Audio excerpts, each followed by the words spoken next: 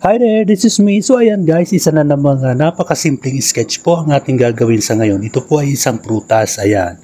Ayon sa research, ang prutas na ito ay isa sa pinakasikat na berries sa buong mundo. Ang makatas na prutas na ito ay perfect hindi lang pang dessert at pati na rin sa ating kalusugan, ayan.